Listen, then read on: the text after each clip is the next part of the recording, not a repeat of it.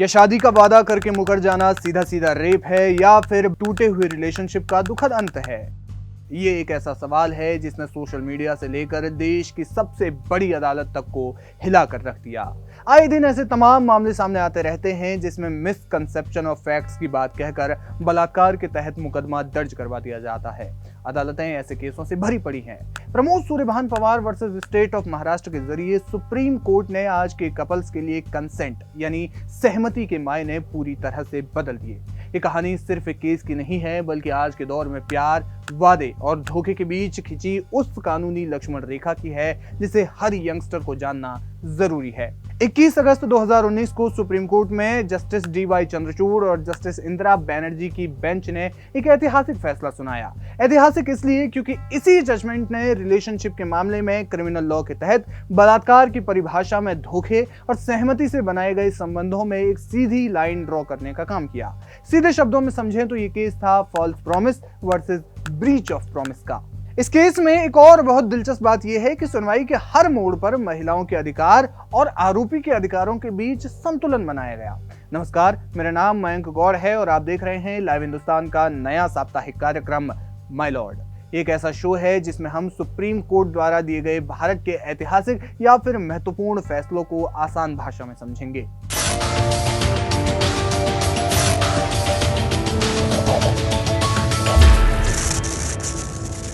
इस केस की कहानी शुरू होती है साल 2004 से। प्रमोद सूर्यभान पवार और उसकी एक महिला मित्र दोनों एक दूसरे से नियमित रूप से मिलने लगे। इससे पहले वो एक दूसरे को सिर्फ जानते थे।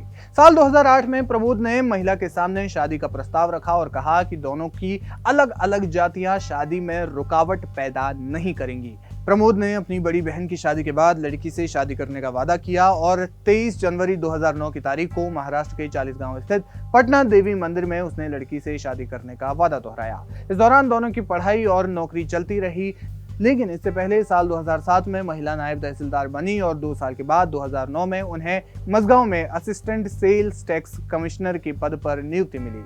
इसी बीच शख्स उनसे मुलाकात करता रहता था और नवंबर 2009 में वो महिला के साथ रहने लगा। महिला ने इस दौरान शारीरिक संबंध बनाने से इनकार किया, लेकिन शख्स ने शादी के वादे पर जबरन उनके साथ यौन संबंध बनाए, जैसा कि एफआईआर में आरोप लगाया गया।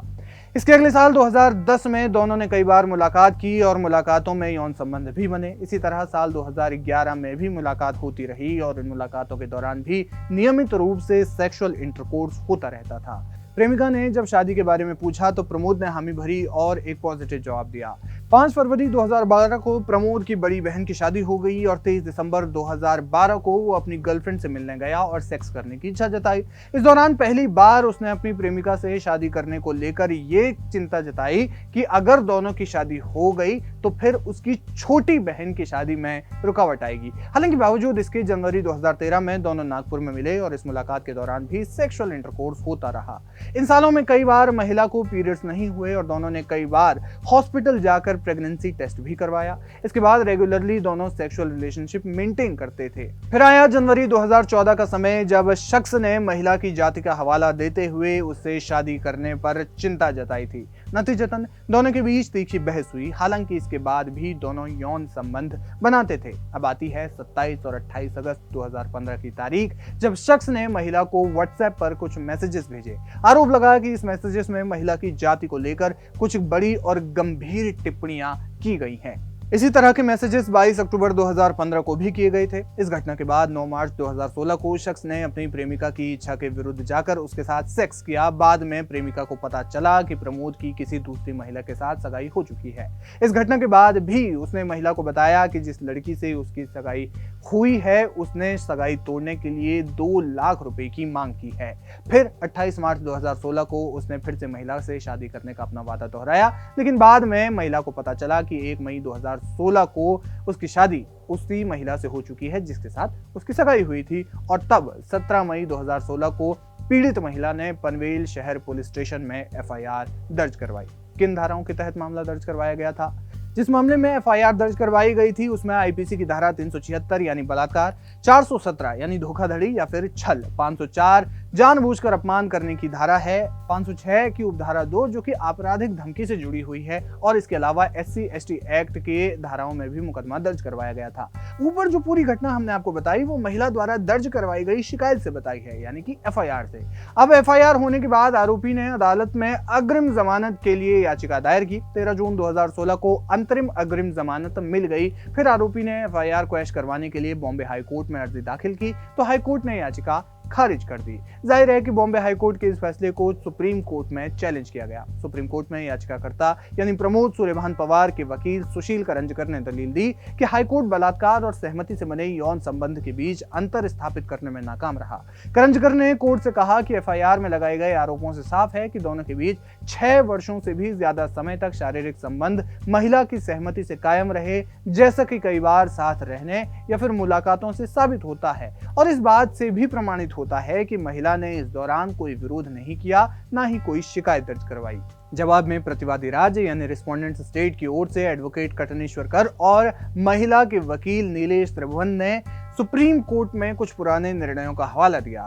कोर्ट में महिला ने अपने काउंटर एफिडेविट में कहा, याचिकाकर्ता ने अपनी वासना को पूरी करने के लिए ही मेरे साथ यौन संबंध बनाया। उसने मुझसे शादी करने का वादा किया और फिर मुझे भावनात्मक और मानसिक रूप से बहला फुसलाकर मेरे साथ शारीरिक संबंध बनाए, जबकि इस बात को वो बहुत अच्छे तरीके से जानता था कि उसके ऐसा करने से मुझे बहुत ज्यादा शारीरिक और मानसिक पीड़ा हुई है। काउंटर एफिडेविट में महिला ने कहा कि विवाह का वादा केवल इसलिए किया गया था ताकि वो सेक्सुअल रिलेशनशिप्स बनाए रख सके और उसे कई महिलाओं को ढूंढने और उनमें से प्रत्येक के साथ शारीरिक संबंध स्थापित करने में परेशानी का सामना न करना पड़े। और क्योंकि उसकी नौकरी स्थानांतरणीय प्रकृति यानी कि ट्रांसफरेबल नेचर की थी, तो फिर ऐसे में अपनी फिजिकल नीड्स को पूरा करने के लिए कई महिलाओं के साथ मिलना संभव नहीं था। महिला ने अपने शपथ पत्र में कहा कि याचिकाकर्ता के मन में शुरू से ही SC/ST वर्ग के लोगों के बारे में गलत धारणाएं थी, जिसका उसने पूरे रिश्ते के दौरान अभाव जताते हुए झूठ बोला, लेकिन दबाव पड़ने पर वो चुप नहीं रह सका। अब कोर्ट के सामने इस सुनवाई के दौरान एक महत्वपूर्ण चुनौती थी, शादी के झूठे वादे और वादे के टूट जाने की स्थिति के बीच अंतर स्पष्ट करने की चुनौती। जैसा कि हमने आपको शुरू में ही बताया था, false promise of marriage versus breach of promise. Court ने कहा कि शादी के वादे में भी 2 पहलू होते हैं। एक, जो वादा करने वाला पहले से ही इस समझ के साथ करता है कि वो टूट जाएगा और वो उस वादे को पूरा नहीं करेगा, यानी कि शुरू से ही इच्छा ना होना। दूसरा पहलू है एक ऐसे वादे के उल्लंघन में जो अच्छे मन से किया गया था, अच्छे इरादे के साथ किया गया हो, लेकिन बाद में वो किसी भी कारण की वजह से पूरा न किया गया हो। इन दोनों परिस्थितियों में स्पष्ट अंतर है। सुनवाई के दौरान सुप्रीम कोर्ट ने कहा कि जहां शादी का वादा शुरू से ही झूठा हो और वादा करने वाले का इरादा सिर्फ महिला को सेक्स के लिए राजी करना हो, ऐसे में ये तथ्य की गलतफहमी यानी मिसकंसेप्शन ऑफ फैक्ट्स माना जाएगा और इसलिए महिला की हां को सहमति नहीं माना जाएगा। सीधे शब्दों में कहें तो ये माना जाएगा कि महिला ने धोखे में आकर सेक्सुअल इंटरकोर्स के लिए हामी भरी थी। कोर्ट ने कहा कि केवल वादा तोड़ना और झूठा वादा पूरा न करना, इन दोनों में अंतर है और अदालतों को इसकी जांच करनी चाहिए। अदालत ने कहा कि ऐसा हो सकता है कि जहां पीड़िता आरोपी के लिए अपने प्रेम के जुनून में आकर यौन संबंध बनाने के लिए सहमत हो, न कि उसके गलत बयानों के कारण। इसलिए इस बात के स्पष्ट सबूत होने चाहिए कि शुरुआत से ही आरोपी का महिला से शादी करने का कोई इरादा नहीं था। जस्टिस DY चंद्रचूड़ और जस्टिस इंदिरा बनर्जी की पीठ ने एक बात बहुत स्पष्ट रूप से समझाई। IPC की धारा 375 के मामले में किसी महिला की सहमति में प्रस्तावित कृत्य के प्रति सक्रिय और तर्कसंगत विचार विमर्श शामिल होना चाहिए, यानी स्थापित करने के लिए कि क्या शादी के वादे से पैदा हुए तथ्य की गलतफहमी या मिसकंसेप्शन ऑफ फैक्ट्स के कारण सहमति दी गई थी, या फिर इसके लिए 2 बातें होनी चाहिए। पहला, शादी का वादा झूठा होना चाहिए, दुर्भावना से किया गया होना चाहिए, खराब मानसिकता से दिया गया हो और उस समय वादा करने वाले का उस वादे को निभाने का कोई इरादा ना हो, यानी शुरू से ही धोखा देने वाली स्थिति की बात हम कर रहे हैं। दूसरी बात ये सिद्ध होनी चाहिए कि महिला ने उसी वादे के आधार पर सेक्सुअल एक्टिविटी में शामिल होने के लिए सहमति दी। आधार वही होना चाहिए, न कि प्यार में या फिर अन्य कारणों से। कोर्ट ने कहा कि FIR में लगाए गए आरोपों से संकेत मिलता है कि महिला ने पहले आरोपी के साथ यौन संबंध बनाने से इनकार कर दिया था, लेकिन जब उसे शादी का वादा किया गया तो उसने अपनी सहमति दी। लेकिन FIR में और भी आरोप लगाए गए हैं जो वर्तमान संदर्भ के लिए प्रासंगिक हैं। जैसे कि शिकायतकर्ता और अपीलकर्ता यानी कि पुरुष और महिला दोनों एक दूसरे को 1998 से जानते थे और 2004 से उनके बीच घनिष्ठ संबंध थे। वे एक दूसरे से नियमित रूप से मिलते थे और मिलने के लिए लंबी दूरी तय करते थे। कई बार एक दूसरे के घरों में रहते थे। 5 वर्षों के दौरान उन्होंने नियमित रूप से यौन संबंध बनाए और प्रेगनेंसी टेस्ट के लिए दोनों साथ मिलकर अस्पताल भी जाते थे। अपीलकर्ता यानी आरोपी शख्स ने पहली बार 31 जनवरी 2014 को शादी न होने को लेकर आपत्ति जताई। दोनों के बीच बहस भी हुई, लेकिन बावजूद इसके दोनों मार्च 2015 तक यौन संबंध बनाते रहे। सुप्रीम कोर्ट ने अपने फैसले में कहा कि एफआईआर में लगाए गए आरोप प्रथम दृष्टया ये नहीं दर्शाते कि वादा करने वाले शख्स का वादा झूठा था या फिर महिला ने इसी वादे के आधार पर उससे यौन संबंध बनाए। 2008 में किए गए वादे का 2016 में पूरा न होने का मतलब ये नहीं है कि वादा स्वयं झूठा था। कोर्ट ने कहा कि एफआईआर में लगाए गए आरोपों से ही ये साफ होता है कि महिला को 2008 से ही पता था कि उससे शादी करने में बाधाएं हैं, लेकिन बावजूद इसके वे लंबे समय तक एक दूसरे के साथ सेक्सुअल रिलेशनशिप बनाते थे। इसके अलावा महिला को आरोपी से मिलने और उसके साथ रहने के लिए उसकी पोस्टिंग पर जाती रहती थी और उसे हफ्ते में अपने घर पर रहने की इजाजत भी देती रही। कोर्ट ने कहा कि एफआईआर में लगाए गए आरोप इस बात का खंडन करते हैं कि महिला शख्स के शादी के वादे पर धोखा खाई थी, इसलिए महिला के अपने बयानों में बताए गए फैक्ट्स को मान भी लिया जाए तो भी आईपीसी की धारा 375 के तहत अपराध नहीं बनता, यानी बलात्कार के आरोपों को अदालत ने खारिज कर दिया। अब सवाल ये है कि इसमें SC/ST एक्ट के तहत जो आरोप लगाए गए थे उनका क्या हुआ। कोर्ट ने साफ कहा कि जिस समय व्हाट्सएप चैट्स के माध्यम से जाति सूचक शब्दों का इस्तेमाल किया गया था, यानी 27, 28 अगस्त और 22 अक्टूबर 2015 को, तो उस समय SC/ST एक्ट की धारा 3, उपधारा 1 और उसके खंड UW और उपधारा 3 के खंड 2 और 7 को लागू नहीं किया गया था। एक्ट की ये धाराएं तब तक कानूनी तौर पर लागू नहीं हुई थी। दरअसल साल 2015 में केंद्र सरकार ने SC/ST एक्ट को और मजबूत बनाने के लिए इसमें संशोधन किए थे और 31 दिसंबर 2015 को राष्ट्रपति की अनुमति मिली और 26 जनवरी 2016 से इन्हें प्रभावी कर दिया गया। और क्योंकि तब तक ये संशोधन कानूनी रूप से लागू नहीं किया गया था, तो स्वतः ही ये आरोप अर्थहीन हो जाते हैं। इस तरह से अदालत ने अंतिम टिप्पणी करते हुए कहा कि हम उच्च न्यायालय के 7 फरवरी 2019 के विवादित निर्णय और आदेश को रद्द करते हैं।